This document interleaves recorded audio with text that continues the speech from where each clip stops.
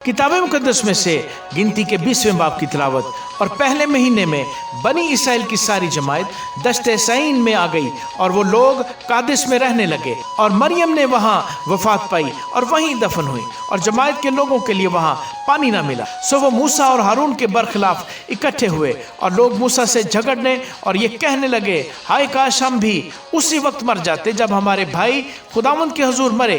तुम खुदावंद की जमात को इस दस्त में क्यों ले आए हो कि हम भी और हमारे जानवर भी यहाँ मरे? और तुमने क्यों हमको मिस्र से निकालकर इस बुरी जगह पहुँचाया है? ये तो बोने की और अंजीरों और ताकों और अनारों की जगह नहीं है, बल्कि यहाँ तो पीने के लिए पानी तक मुयस्सर नहीं। और मूसा और हारून जमात के पास जाकर खैमा इज्तिमा के दरवाजे पर ऊंधे मुंह गिरे। तब खुदावंद का जलाल उन पर जाहिर हुआ और खुदावंद ने मूसा से कहा कि उस लाठी को ले और तू और तेरा भाई हारून तुम दोनों जमात को इकट्ठा करो और उनकी आंखों के सामने उस चट्टान से कहो कि वो अपना पानी दे और तू उनके लिए चट्टान ही से पानी निकालना, यूं जमात को और उनके चौपायों को पिलाना। चुनाचे मूसा ने खुदावंद के हजूर से उसी के हुक्म के मुताबिक वो लाठी ली और मूसा और हारून ने जमात को उस चट्टान के सामने इकट्ठा किया और उसने उनसे कहा, सुनो ए बागियों, क्या हम तुम्हारे लिए इसी चट्टान से पानी निकाले? तब मूसा ने अपना हाथ उठाया और उस चट्टान पर 2 बार लाठी मारी और कसरत से पानी बह निकला और जमात ने और उनके चौपायों ने पिया।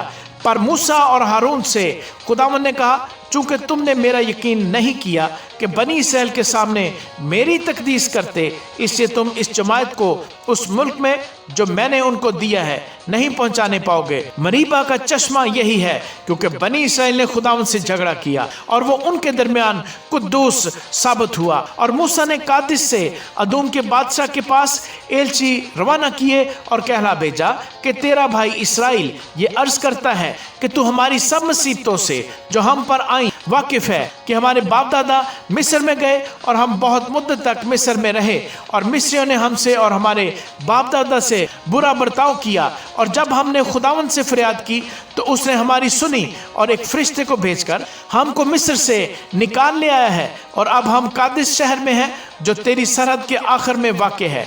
सो हमको अपने मुल्क में से होकर जाने की इजाज़त दे। हम खेतों और ताकिस्तानों में से होकर नहीं गुजरेंगे और ना कुओं का पानी पिएंगे। हम शाहरा पर चल कर जाएंगे और दाहिने या बाएं हाथ नहीं मुड़ेंगे जब तक तेरी सरहद से बाहर निकल न जाए। पर शाह अदूम ने कहला भेजा कि तू मेरे मुल्क से होकर जाने नहीं पाएगा, वरना मैं तलवार लेकर तेरा मुकाबला करूंगा।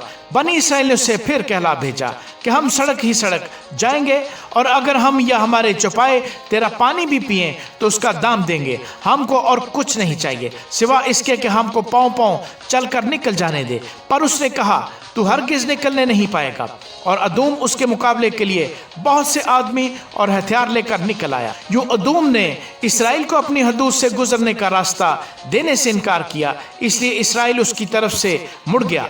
और बनी इसराइल की सारी जमात कादिश से रवाना होकर कोहे हूर पहुंची। और खुदावंद ने कोहे हूर पर जो अदूम की सरहद से मिला हुआ था मूसा और हारून से कहा, हारून अपने लोगों में जा मिलेगा, क्योंकि वो उस मुल्क में जो मैंने बनी इसराइल को दिया है जाने नहीं पाएगा, इसलिए कि मरीबा के चश्मा पर तुमने मेरे कलाम के खिलाफ अमल किया। सो तू हारून और उसके बेटे अलीअज़र को अपने साथ लेकर कोहे हूर के ऊपर आ जा और हारून के लिबास को उतार कर उसके बेटे अलीअज़र को पहना देना, क्योंकि हारून वहीं वफात पाकर अपने लोगों में जा मिलेगा। और मूसा ने खुदावंद के हुक्म के मुताबिक अमल किया और वो सारी जमात की आंखों के सामने कोहे हूर पर चढ़ गए। और मूसा ने हारून के लिबास को उतार कर उसके बेटे अलीअज़र को पहना दिया और हारून ने वहीं पहाड़ की चोटी पर रहलत की। तब मूसा और अलीअज़र पहाड़ पर से उतर आए।